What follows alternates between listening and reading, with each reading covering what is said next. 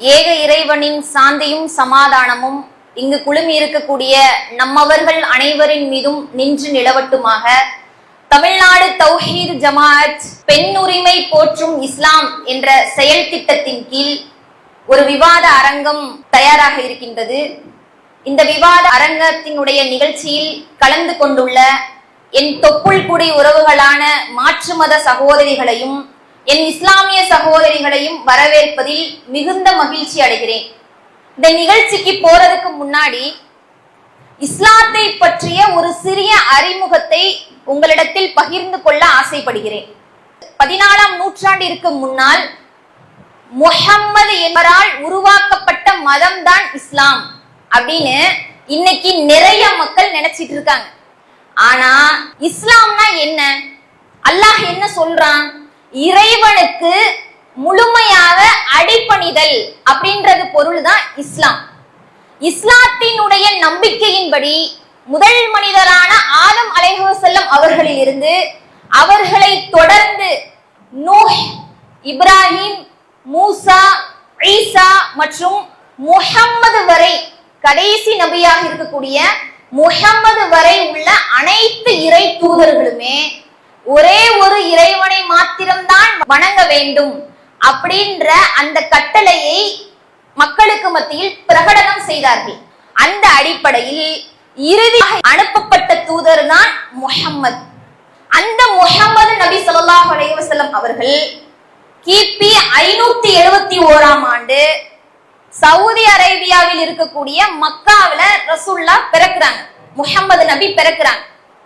முஹம்மது நபி பிறந்தது கொஞ்ச நாள்லயே சிறு வயதிலேயே அவர்களுடைய தந்தையையும் தாயையும் இழக்கிறாங்க, மௌத்தா போயிடுறாங்க.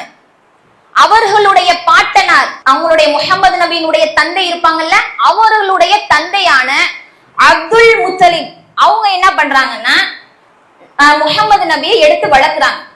அப்துல் முத்தலிப் மரணித்ததற்கு பிறகு அவர்களுடைய பெரிய தந்தையாக இருக்கக்கூடிய அபூ தாலிப் என்ன பண்றாங்க? நபி அவர்களை வளர்க்கிறாங்க. 40 வயது வரை மக்காவிலேயே வாழ்ந்து நல்ல பெயரை எடுத்த நபிகள் நாயகம் 40வது வயதில் அல்லாஹ்விடம் இருந்து ஒரு இறை செய்தி வருது. அல்லாஹ் என்ன சொல்றான்? நீதான்ப்பா இறை தூதர், நான் சொல்லக்கூடிய அந்த கட்டளையை மக்களுக்கு மத்தியில நீ எடுத்து சொல்லணும், இது உன்னுடைய பணி அப்படின்னு முஹம்மது நபிக்கு 40வது வயதில் இறைவன் சொல்றான். இறைவனிடமிருந்து செய்தி வந்துச்சுன்னு சொன்னாங்கல்ல, அந்த இறை செய்தியை நம்பிதான் இன்னைக்கு வாழக்கூடிய அனைத்து முஸ்லிம்களும் இதுதான் மார்க்கம், இந்த முஹம்மது நபி சொன்னாரே இதுதான் ஒரு உண்மையான மார்க்கம் அப்படின்னு நம்பி நாங்க என்ன பண்றோம்? அதை வாழ்ந்துகிட்டு இருக்கோம். அப்போ இன்னைக்கு இஸ்லாமியர்கள்ல திருமறை குர்ஆனை தான் என்ன பண்ணணும்? ஆதாரமாக எடுத்துக்கணும். இன்னைக்கு ஒரு இஸ்லாம் சமுதாயத்தை சார்ந்த ஒருவர் வட்டி வாங்குறான்னு வச்சுக்கோங்களேன், இஸ்லாமே அது ஆதரிச்சதா பார்க்கணுமா இல்ல அந்த மனிதர் செய்யக்கூடிய தவறுன்னு பார்க்கணுமா? அந்த மனிதர் செய்யக்கூடிய ஒரு தவறு இது இஸ்லாம் ஆதரிச்சிருக்கான்னு பார்த்தா இஸ்லாம் ஆதரிக்க கிடையாது. அப்போ ஒரு டாக்டர் ஆல்கஹால் குடிக்கிறாங்கன்னு வச்சுக்கோங்களேன், மருத்துவ அறிவியல் தவறுன்னு நம்ம சொல்லுவோமா? அவர் செய்யக்கூடிய ஒரு தவறு தானே. அப்போ ஒரு மதத்தை அதனுடைய உண்மையான போதனைகளின் அடிப்படையில் அல்லாமல் பிறர் கூறக்கூடிய கருத்துக்கள், சமூக ஊடகங்கள், முழுமையற்ற தகவல்களின் அடிப்படையில் நம்ம இவ்வளவு நாள் அறிஞ்சிருக்கலாம், இதுதான் இஸ்லாம் அப்படின்னு நம்ம தெரிஞ்சிருக்கலாம். ஆனால் அந்த இடைவெளியை, இதுதான் இஸ்லாம் நீங்க நினைச்சிருப்பீங்கல்ல, அந்த இடைவெளியை மரியாதையுடனும் அதே மாதிரி திறந்த மனதுடனும் நிரப்புவதற்காகத்தான் இந்த நிகழ்ச்சி ஏற்பாடு செய்யப்பட்டிருக்குது. இந்த நிகழ்ச்சியில உங்களுக்கு என்ன கேள்வி தோணுதோ, இத நான் இஸ்லாத்துல இங்க இருந்து நான் போகும்போது இதை நான் நினைச்சுக்கிட்டே வந்தேன், இந்த கேள்விக்கான பதில் இங்க கிடைக்கும்னு நினைச்சேன், அது கிடைச்சிருச்சுன்ற மகிழ்ச்சியோட தான் இங்க இருந்து நீங்க போகணும். அதனால எந்த கேள்வியாக இருந்தாலும் தயக்கமின்றி தாராளமா நீங்க கேட்கலாம். சரி, இப்போ இஸ்லாம் அப்படின்னு உடனே உங்களுக்கு கேட்கக்கூடிய முதல் கேள்வி என்ன? இஸ்லாம் அப்படின்னு சொன்ன உடனே எனக்கு இதுதான் வருது ஞாபகம் அப்படின்னு எதுனாலும் உங்களுக்கு என்ன தோணும்? இஸ்லாம் தொழுகை இருக்கலாம். சொல்லுங்க சொல்லுங்க, சும்மா சொல்லுங்க, மைக்க வாங்க. இப்போ மேடம், இஸ்லாமில் உருவ வழிபாடு இல்லை அப்படின்றது மாதிரி நீங்கள் சொல்கிறீங்க. இப்போ நாகூர் தர்கா தவறான விஷயமா? ஏன்னா பெரிய பெரிய ஆர்டிஸ்ட்டு எல்லாரையுமே நான் நாகூர் தான். அப்படின்றப்ப நான் நாகூரில் பெரிய பெரிய ஆர்டிஸ்ட்டு எல்லாத்தையுமே பார்க்குறேன். இப்போ இங்கே வந்தப்போ ஒரு ஒரு இஸ்லாமிய சகோதரி கூட பேசும்போது அது தவறு அப்படின்ற மாதிரி சொன்னாங்க. அந்த வழிபாடு தவறு. சரி, உங்களுடைய பேருமா? என் பேர் சுகீர்தா. உருவ வழிபாடு இல்லைன்னு சொல்றீங்க, ஆனா நாகூர் தர்காக்கு எதுக்கு போறீங்க? பெரிய பெரிய ஆர்டிஸ்ட் எல்லாருமே வராங்க. ஏஆர் ரஹ்மான்லேருந்து ஷக்கீலா எல்லாருமே வராங்க. உருவ வழிபாடு, இஸ்லாம் உருவ வழிபாடு இருக்கு அப்படின்னு சொல்லுதா? இறைவனுடைய சாந்தியும் சமாதானமும் உங்கள் மீது நிலவட்டும். இப்போ உருவ வழிபாடு இருக்கா இல்லையான்னு சொல்லி கேட்குறீங்க. அதாவது இஸ்லாத்தினுடைய அடிப்படை கொள்கை என்னன்னு சொன்னால், ஒரே இறைவனை மட்டும்தான் வணங்கணும். அரபு மொழி, இப்போ நீங்கள் தெய்வங்கள் என்ன சொல்லுவீங்க? தெய்வம், இறைவன், கடவுள் இப்படின்னு சொல்லி நிறைய விதத்தில் நீங்கள் கூப்பிடுவீங்க. இங்கிலீஷில் என்ன சொல்லுவோம்? காடுன்னு சொல்லி சொல்லுவோம். அரபு மொழியில் அல்லாஹ் அப்படின்ற வார்த்தைக்கு ஒரே இறைவனை குறிக்கும் சொல்லுதான் என்னது? அல்லான்ற வார்த்தை. இல்ல, அவங்க என்ன கேக்குறாங்கன்னா, உருவ வழிபாடு இருக்கா நாகூர் தர்கால வச்சிருக்காங்களே அது. இறைவனுக்கு இணை இல்ல, துணை இல்ல, மனைவி இல்ல, குழந்தை இல்ல. ஆனாலும் என்ன பண்றாங்க? தர்காவின் பக்கம் போறாங்க. இதை நாங்கள் என்ன பண்ணுறோம்? 2016 மிகப்பெரிய ஒரு மாநாடை எங்களுடைய ஜமாத்தின் சார்பாக நடத்தணும். ஷிர்க் ஒழிப்பு மாநாடுன்னு சொல்லி நடத்தணும்.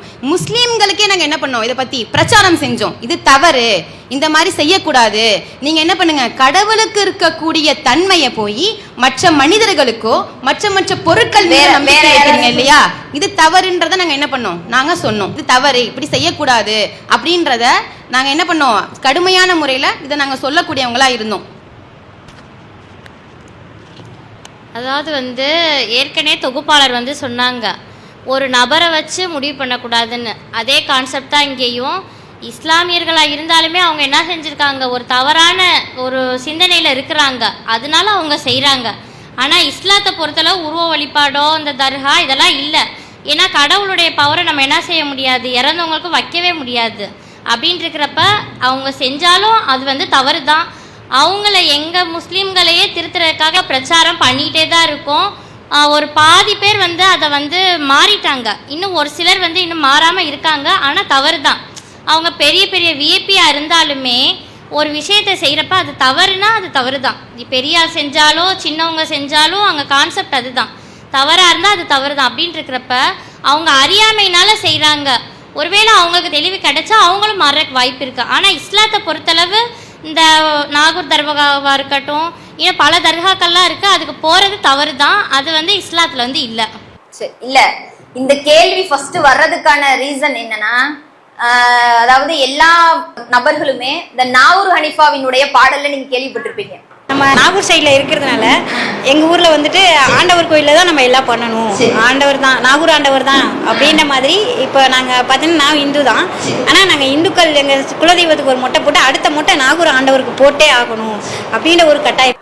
அதான் இந்த கேள்வி வர்றதுக்கு உங்களுக்கு மட்டும் கிடையாது, இஸ்லாமிய சகோதரர்களே அல்லாஹ்வுக்கு உருவம் இல்லைன்னு நினைச்சிட்டு இருக்காங்க. ஆனா அல்லாஹ்விற்கு உருவம் இருக்கு. நீங்க கேட்கலாம், அல்லாஹ்விற்கு உருவம் இருக்குல்ல, அப்ப அல்லாஹ்வே அதை என்ன பண்ணலாம், அதை காட்டியிருக்கலாம்ல அப்படின்னு நீங்க கேட்க வரீங்க. அப்படிதானே? இறைவனுக்கு உருவம் இருக்கு, நாங்க இருக்குன்னு சொல்றோம். அல்லாஹ்விற்கு உருவம் இருக்கு.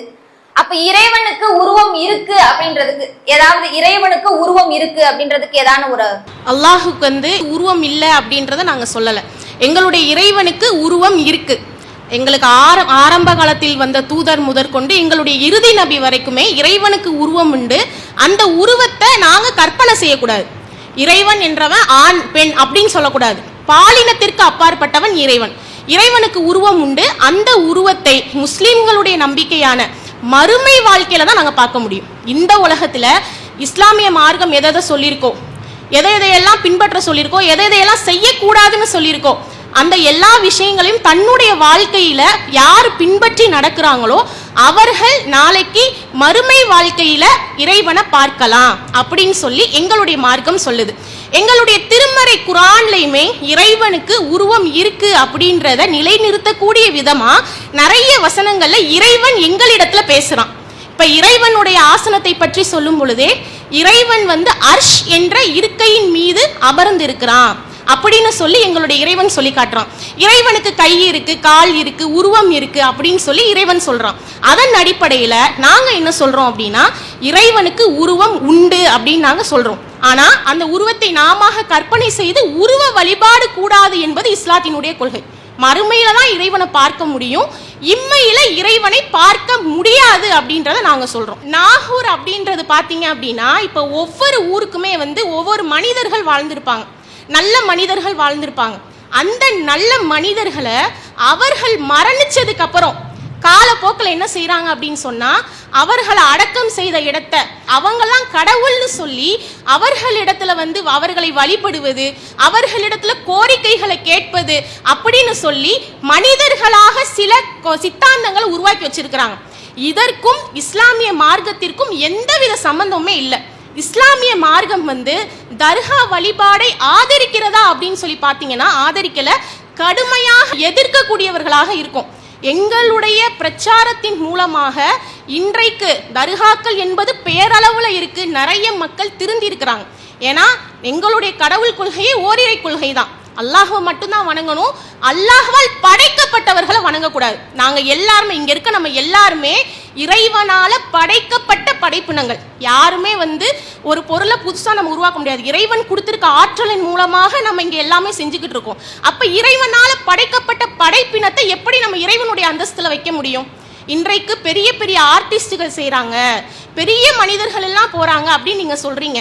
அவர்கள் ஏன் அப்படி செய்யறாங்கன்னா, இஸ்லாத்தின் உடைய அடிப்படை கொள்கையை அவர்கள் விளங்கி கொள்ளாததால அவங்க இந்த மாதிரி செயல்ல ஈடுபடுறாங்க. அதுவுமே தவறுதான். இப்போ மக்கா மதீனா கான்செப்ட் மேடம், அதுவும் தர்கா மாதிரி. மக்கா மதீனா அப்படின்றது வந்து அது தர்கா கிடையாது. அந்த மக்கா அப்படின்றது வந்து ஒரு இறையாலயம், மதீனா என்பது ஒரு இறையாலயம். இப்போ நீங்க எதை நினைச்சு நீங்க இந்த கேள்வியை கேட்குறீங்கன்னா, காபால வந்து ஒரு கட்டடம் இருக்கும், அந்த கட்டடத்துக்குள்ள இறந்தவர்கள் இருக்கிறாங்களோ அப்படின்னு நினைச்சு நீங்க கேட்குறீங்க. அது வந்து இறந்தவர்களை அடக்கம் செய்யப்பட்ட தலம் கிடையாது. அது எங்களுடைய இறை தூதர் வந்து கட்டி எழுப்பிய ஒரு ஆலயம். அதை சுற்றி சில வணக்க வழிபாடுகள் என்பது எங்களுக்கு இருக்குது. அதன் அடிப்படையில் தான் நாங்கள் வந்து அந்த கஅபா பற்றின அந்த விஷயங்கள்லாம் வருமே தவிர அதில் வந்து பார்த்தீங்கன்னா இறந்தவர்கள் அடக்கம் செய்கிறது இந்த மாதிரி வந்து எதுவும் இல்லை. அதில் நபிகள் நாயகம் அவர் இல்லை, அவங்க கிடையாது.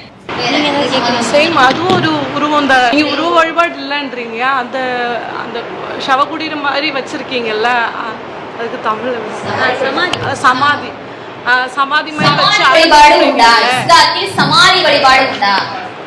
அதாவது அவங்க என்ன கேக்குறாங்கன்னா, தர்காவுல கபரை கட்டி வச்சு அது மேல மாலை போட்டு அதை போய் வணங்குறீங்களே, அது ஏன் வணங்குறீங்க? தொட்டு கும்பிடுறீங்க, விளக்கு போடுறீங்க, அது மேல மாலை மல்லிகை பூவை போடுறீங்க, சுத்தி சுத்தி வர்றீங்க, எல்லாம் பண்றீங்கல்ல, அது ஏன் பண்றீங்க? அது ஏன் பண்றீங்க? இப்போ நீங்க என்ன சொல்றீங்கன்னா, அப்ப காபத்துலும் அதே மாதிரி தானே இருக்கு, அதை நோக்கி தானே எல்லாம் தொழுகிறீங்க வைக்கிறீங்க, அதை வழிபடுற மாதிரி தானே பண்றீங்க அப்படி சொல்லிட்டு நீங்க கேட்குறீங்க. ஆனா அது கிடையாது. எங்க வந்து அது பள்ளிவாசல் தான். அது எங்க நபி காலத்துல கட்டப்பட்டு, அது முன்னாடி ஆதமலை கட்டப்பட்டு நபி காலத்துல இருந்து அங்க தொழுகை இடமா தான் நாங்க வச்சிருக்கோம். இப்போ நாங்களா போய் தொழுகிறோம்னா அது அந்த கட்டடத்துக்கு நாங்க செய்யற வழிபாடு கிடையாது, நாங்க எங்க இறைவனுக்கு செய்யற வழிபாடு. சரிங்களா? இது மூலமா பண்றீங்க. அது வந்து இது எதுக்கு நாங்க அந்த இடத்துல போய் பண்றது எங்களுக்கு புனிதமா. எப்படி ஒரு பள்ளி இருக்குமோ அது போல அந்த கஅபாவும் ஒரு பள்ளி தான், அந்த கட்டடத்துக்குள்ள ஒண்ணும் இல்ல அப்படின்றாங்க. அதை புனிதப்படுத்துறதுக்கு ஏதாவது பண்ணுவீங்களா நீங்க? அந்த மக்காவை புனிதப்படுத்துவது, அந்த கஅபாவை புனிதப்படுத்துவதற்கு ஏதாவது செய்வீங்களா? அதாவது அதை வழிபடணும், தெய்வத்துக்குரிய ஆற்றல் எதுவுமே நாங்கள் கொடுக்க மாட்டோம். அது எதா பார்ப்போம்னா, எங்களுக்கு வந்து கட்டப்பட்ட முதல் ஆலயம், பூமியிலேயே எங்களுக்காக கட்டப்பட்ட முதல் ஆலயம் அதுதான். அந்த ஒரு சிறப்பு தான் அதுக்கு வந்து நாங்க கொடுக்குற சிறப்பு.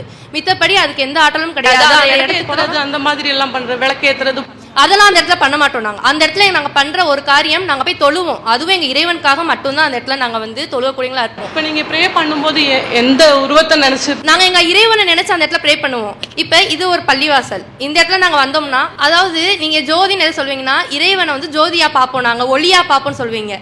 நாங்க வந்து எங்க இறைவன் ஒருத்தவன் மேல இருக்கான், அவனுக்கு உருவம் எல்லாம் இருக்கு, அவன் மேல இருக்கான்.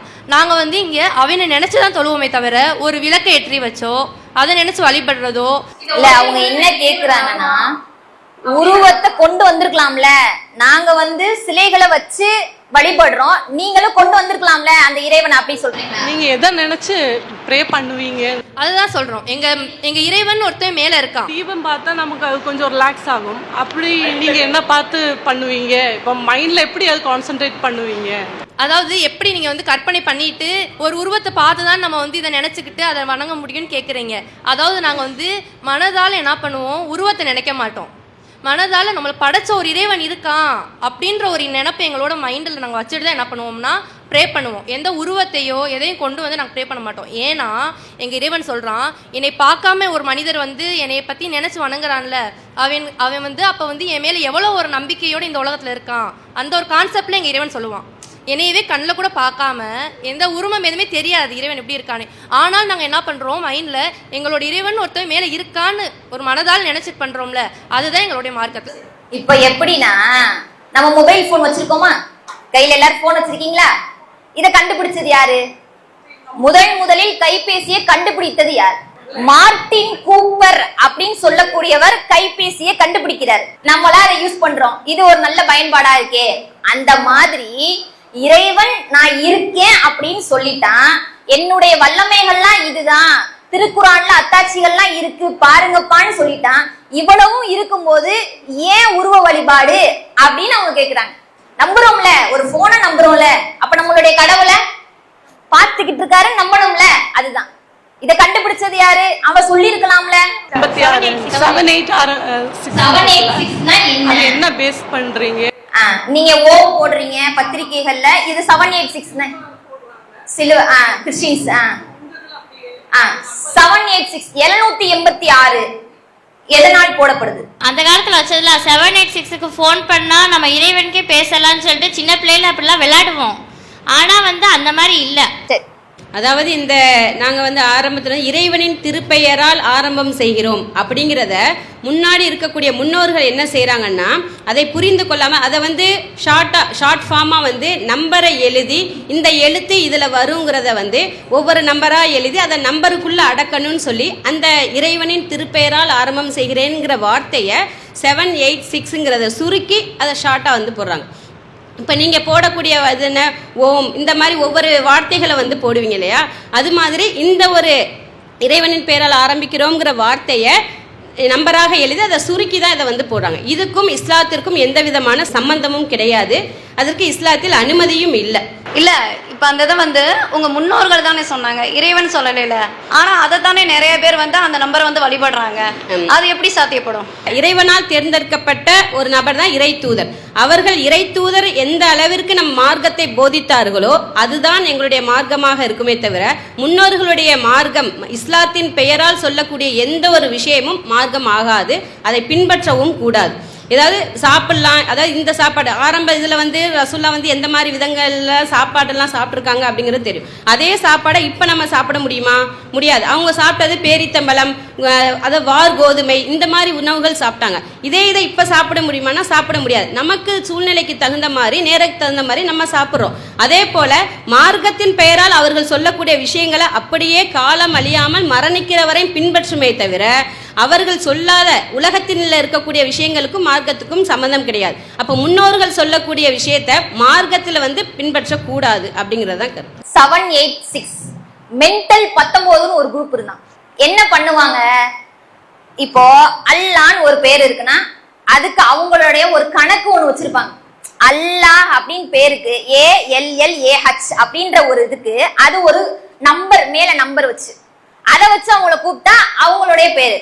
இப்போ என்னுடைய பேர் ஃபரிதான்னு வச்சுக்கோங்களேன், ஃபரிதா வான்னு சொன்னாதான் நான் வருவேன். 333 வா அப்படின்னு வர முடியுமா? எனக்கு என்ன பேர் வச்சிருக்க? 333 வச்சிருக்க. என் பேரு என்னுடைய தாய் தகப்பன் என்ன வச்சிருக்காங்க? ஃபரிதான்னு வச்சிருக்காங்க. நீ என்ன 333 கூப்பிடுற? வருதா? இந்த மாதிரி ஒரு குரூப், அவங்களுடைய குரூப் பேரே மென்டல் 19 தான். 786 அப்படின்றது பிஸ்மில்லாஹிர் ரஹ்மானிர் ரஹீம் அப்படின்றத நாங்க ஏக இறைவனை அல்லாஹ்வை சொல்லக்கூடியதா இருக்கு. அப்ப அல்லாஹ்வை சுருக்கி, அல்லாஹ்வுடைய பேரை சுருக்கி 786ன்னு ஆக்கிட்டாங்க. 786னா யாரு? அல்லாஹ். அப்ப அல்லாஹ்வுக்கு அது பிடிக்குமா? ஒரு சாதாரண மனிதன் தான் நான், அல்லாஹ்வால் படைக்கப்பட்ட ஒரு அடிமை, எனக்கே அதை தாங்க முடியலன்னும் போது இறைவன் அதை தாங்கிக்கிற மாட்டான் அப்படின்னு அந்த சகோதரி சொல்றாங்க. அது ரைட் தான். ஆனா வந்து அப்போ உங்களுக்குள்ளேயே வந்து ஒரு ஒற்றுமைகள் இல்லை, அது உண்மைதானே? ஒவ்வொருத்தவங்களும் ஒவ்வொரு மாதிரி தான் வந்து பேசுறாங்க, வைக்கிறாங்க. இப்போ உங்க மார்க்கம் வந்து தௌதிக் ஜமாத்து, இது வந்து ஒரு மாதிரி ஜமாத் அடிப்படையில் சொல்றாங்க. தாமுகான்றாங்க, டிஎன்டிஜே. அவங்களுடைய பழக்க வழக்கங்களும் வேற மாதிரி தான் இருக்குது. உங்களுடைய பழக்க வழக்கங்கள் வேற மாதிரி இருக்குது, வேற ஒரு ஜமாத்தோட பழக்க வழக்கங்கள் எல்லாமே வேற மாதிரி இருக்குது. சரிங்களா? அப்போ உங்களுக்குள்ளே வந்து ஒரு ஒற்றுமை இல்லை. இஸ்லாம்னா எல்லாமே இஸ்லாம் தானே. அப்போ உங்களுக்குள்ளேயே வந்து அந்த இஸ்லாம் எல்லாமே ஒவ்வொருத்தவங்களும் ஒவ்வொரு மாதிரி வேறு வேறு மாதிரி தான் பேசுகிறாங்க, வேறு வேறு மாதிரி தான் பழக்க வழக்கங்கள் வச்சுருக்குறாங்க. தொழுகை மட்டும்தான் ஒன்று இருக்குது. அதுதானே. அதாவது அவங்க சொன்ன மாதிரி இஸ்லாம் அப்படிங்கிறது ஒரே மார்க்கம் தான். இல்லை நான் கேட்ட கொஸ்டின்ஸ் முழுசாக கேட்டுறேன் சரிங்களா. உங்களுக்குள்ளேயே ஒற்றுமைகள் இல்லை, ஆனால் வந்து மற்ற மதம் சார்ந்தவங்களை வந்து நீங்கள் எங்கள் மார்க்கத்தை வந்து புரிஞ்சுக்கோங்க, எங்கள் மார்க்கத்தை மாறுங்க அப்படின்னு சொல்லிட்டு நிறைய பேர் வந்து சொல்கிறாங்க வைக்கிறாங்க. அப்போ உங்களுக்குள்ளேயே ஒற்றுமை இல்லாமல் இருக்கும்போது மற்றவங்களை வந்து மாற சொல்கிறீங்கல்ல, அது எப்படி சாத்தியப்படும்? அதாவது இஸ்லாத்துக்கு வாங்க அப்படின்னு சொல்லி யாரையும் வந்து நாங்கள் திணிக்கலை. அதாவது இதுதான் மார்க்கம் அப்படின்றத வந்து உங்களுக்கு புரிய வைக்கிறோம்.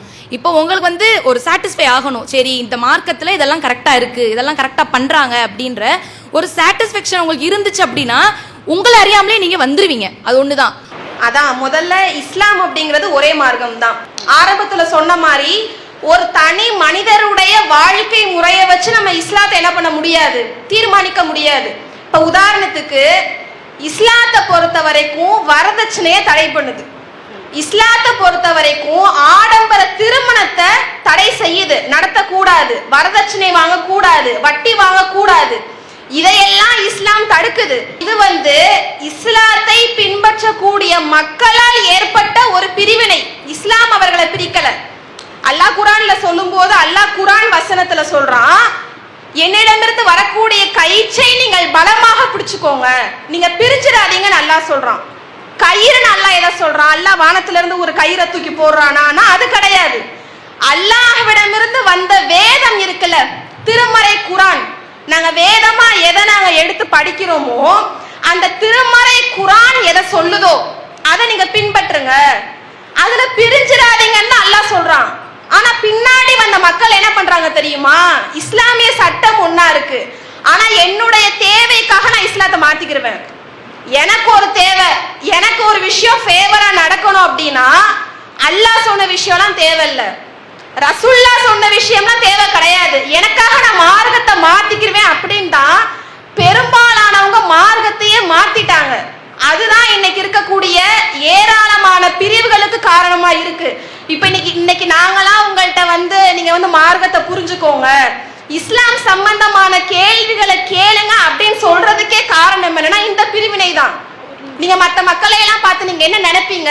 எல்லாரும் செய்யக்கூடிய செயல்பாடுகளை எல்லாம் பார்த்து ஓ இதுதான் இஸ்லாம் அப்படின்னு நீங்க நினைச்சிருவீங்க. ஆனா நாங்க சொல்றோம் அது இஸ்லாம் கிடையாது. அப்ப இந்த மாதிரியான பிரிவுகள் எல்லாம் மக்களால் ஏற்படுத்தப்பட்ட பிரிவுகள் தானே தவிர இஸ்லாம் அவர்கள் என்ன செய்யல, ஒரு பொழுதும் பிரிக்கல. இன்னைக்கும் மக்கள் எல்லாம் ஒற்றுமையா இருக்கணும், பிரிவுகளே இருக்கக்கூடாதுன்னா அதுக்கு அடிப்படையான விஷயம் ஒண்ணே ஒண்ணுதான்.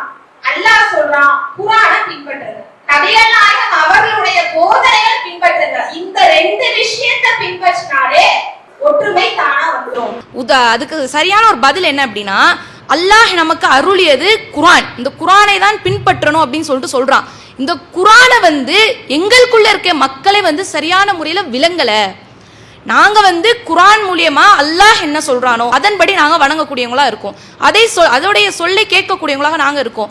ஆனா எங்களுக்குள்ளேயே சில பிரிவினர்கள் என்ன பண்றாங்க அப்படின்னா, அவுலியாக்கள் சொல்றதோ நிறைய படிச்சவங்க சொல்றது, அவங்க எழுதுனது, அவங்களா ஒரு மார்க்கத்தை உருவாக்கி போனனாலதான் இந்த பிரிவினை ஏற்படுது. குர்ஆன்ல அது இருக்காது.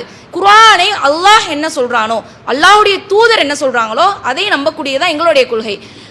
பிரிவினையை ஏற்படுத்தி கொண்டது மக்களாக தான் ஏற்படுத்தி கொள்றாங்களே தவிர்த்து இஸ்லாம் ஒன்னே ஒன்று மட்டும்தான், ஒரே ஒரு இஸ்லாம் மட்டும்தான், ஒரே ஒரு மார்க்கம் மட்டும்தான். அல்லாஹு அக்பர், அல்லாஹு அக்பர்.